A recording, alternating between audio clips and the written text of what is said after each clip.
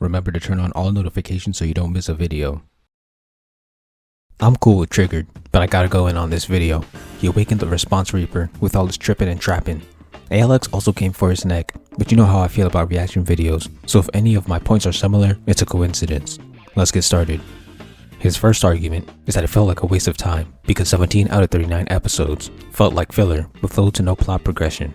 As I said in my own video on part 4, it's a mix of serial and episodic, so in this case, Russell Westbrook's underlying criticism can only be one of two options. A.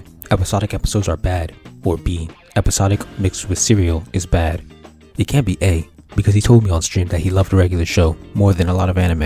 I don't have the clip because I skipped it in my video and he deleted his stream, but it did happen and you can ask him. Regular show is entirely episodic, so if he loves that show and he's consistent with his grading system, then A can't be the answer. It has to be B. Trig doesn't like serial mixed with episodic, but then I'd have to ask what he thinks of Cowboy Bebop or Samurai Champloo, because both of those anime are made of primarily episodic episodes with a few serials sprinkled in. In fact, let's do the math. Bebop's main plotline revolves around Spike and Vicious's beef, so the serial episodes are 8, 12, 13, 25, and 26. That's 5 out of 26. Champloo's plot revolves around the trio searching for the Sunflower Samurai while Karya tries to stop them. So the serial episodes are 1, 20, 21, 24, 25, and 26. That's 6 out of 26. So if JoJo has 22 out of 39 episodes progressing the plot, that means its canon percent would be 56%, Bebop's would be 19%, and Champloo's would be 23%. So if T likes either Bebop or Champloo, that would be hypocritical to criticize JoJo for having filler when these two have way more filler. And then if we talk about the episodes he's criticizing being filler, only Cinderella and Pearl Jam would apply because Boyz II Men and Rat are both stands created by Akira's father to kill the main cast. He said JoJo should have been 24 episodes, while Clan Ash should have been 0 because that was straight garbage. He says that the plot doesn't get interesting until the 22nd or 23rd episode. He doesn't explain why, but I assume that it's because it's episodic. But once again, T likes regular show. For most seasons, there is no overarching plot. Why does that get a pass while this doesn't? Then he criticizes Kira for making dumb mistakes as a smart character. I'll start by arguing without a reference. Characters are humans and humans can make mistakes. Whether that be Kira getting too confident, being too cocky, or letting his emotions take over, he can make mistakes.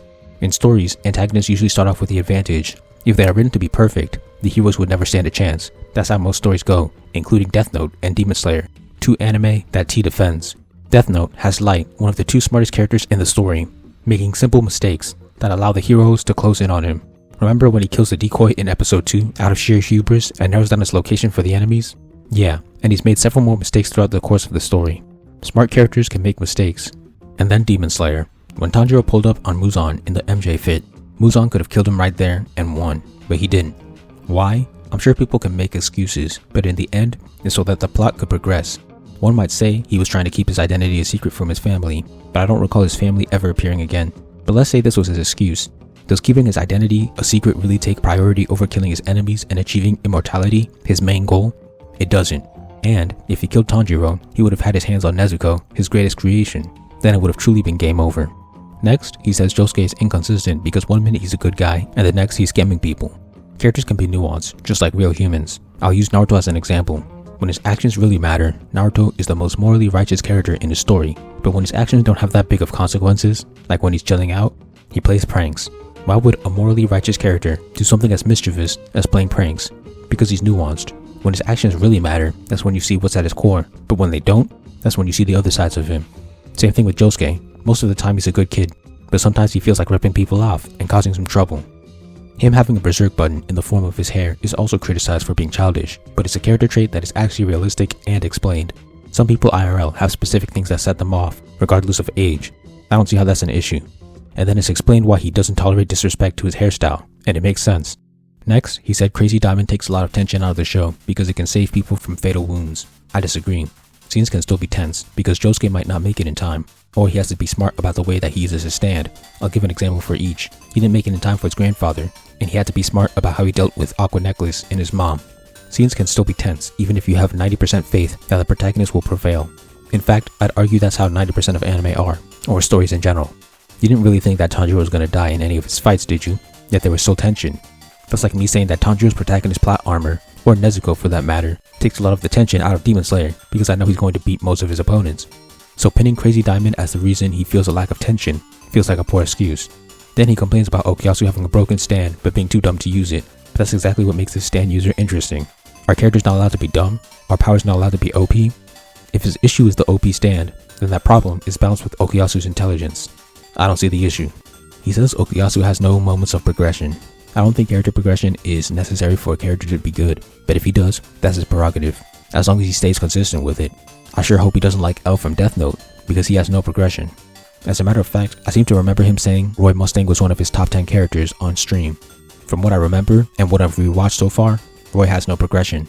By the end of the story, he's the same guy from episode 1. Anyway, he criticizes Okuyasu for being baited into making a mistake. Considering T just acknowledged he was dumb, not only would it be reasonable for him to have been baited, but Chili Pepper's bait was also convincing. It's not like he just roasted him. He bluffed and said that he was waiting for Jotaro to get close so that he could kill him. Okuyasu, believing Chili still had power left, decided to try and kill him to save Jotaro. Now, Jotaro and Joseph. If he thinks Jotaro is boring, that's his view. He hasn't said anything that would make him a hypocrite for thinking that. I think he's cool. As for Joseph, he's not exactly wrong. I just don't think that's a negative.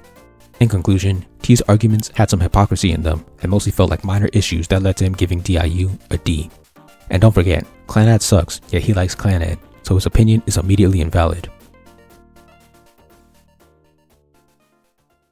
Thank you for watching. Please like, comment, share, subscribe, and help me revolutionize the manga industry by buying my manga and spreading the word. All important links will be in the description.